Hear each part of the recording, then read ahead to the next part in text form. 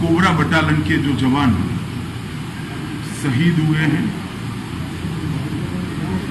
उनको मैं भारत सरकार की ओर से, पूरे देश की ओर से, देश के प्रधानमंत्री श्री नरेंद्र मोदी जी की ओर से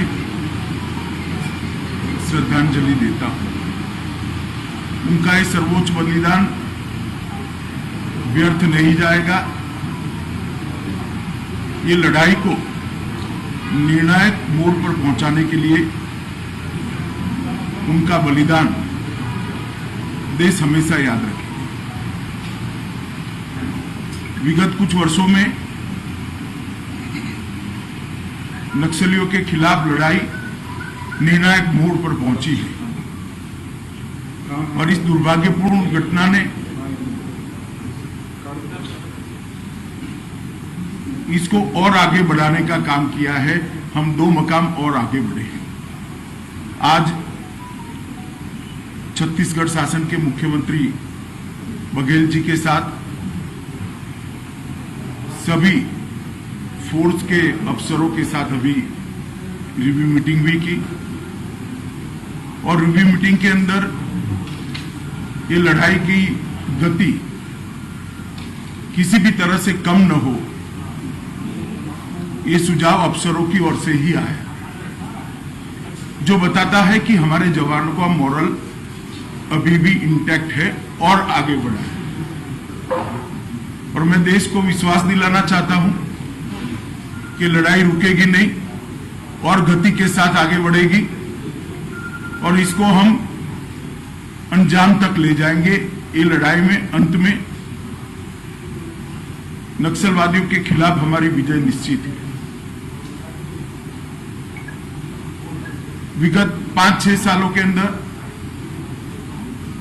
छत्तीसगढ़ के अंदर जितने भी कैंप अंदर तक ले जाने थे उसमें काफी बड़ी मात्रा में हमें सफलता मिली है। छत्तीसगढ़ शासन और भारत सरकार ने मिलकर अंदर जाने की गति को बढ़ाया है और उसी ही जुल्लाहट में इस प्रकार के घटनाएं सामने आती हैं। विकास के मोर्चे पर भी ढेर सारे काम हुए हैं। कोरोना के कारण थोड़ी गति विगत 1 साल में मंद हुई है, मगर मैं मानता हूं कि जितने भी सुझाव ट्राइबल जनप्रतिनिधि की ओर से, मुख्यमंत्री छत्तीसगढ़ की ओर से, छत्तीसगढ़ के सांसदों की ओर से मिले हैं, वो सभी पर कार्यवाही चालू है। तो ट्राइबल एरिया के अंदर एक और विकास के काम को तेज करना और हथियारी ग्रुपों के खिलाफ लड़ाई को तीव्रता के साथ आगे बढ़ाना और उसको अंजाम तक ले जाना। दोनों मोर्चों पर दोनों सरकारें मिलकर मक्कमता के साथ लड़ रही है।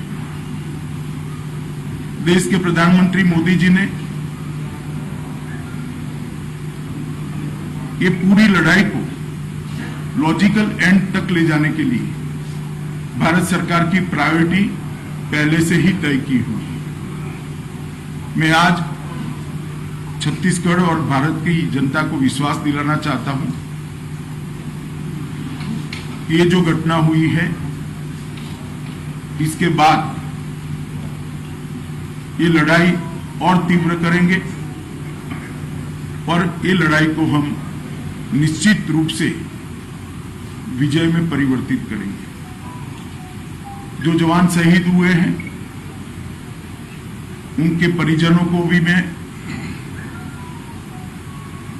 ये बात कहना चाहता हूं कि आपके भाई ने, आपके पति ने, आपके बेटे ने जो देश के लिए सर्वोच्च बलिदान दिया है उसको देश कभी भुला नहीं सकता। मैं भारत सरकार की ओर से आपको इतना ही कहना चाहता हूं कि संकट की, दुख की इस घड़ी में पूरा देश आपके साथ खड़ा है और आपके परिजनों का जो बलिदान है वो व्यर्थ नहीं जाएगा। इन्होंने जिस उद्देश्य के लिए अपना सर्वोच्च बलिदान दिया है वो उद्देश्य को हम जरूर सिद्ध करेंगे। फिर से एक बार मैं शहीद हुए जवानों को श्रद्धांजलि देना चाहता हूं और उनका सर्वोच्च बलिदान जो है वो व्यर्थ नहीं जाएगा, इसके लिए मैं देश को विश्वास दिलाता हूं। सर, हवाई हमला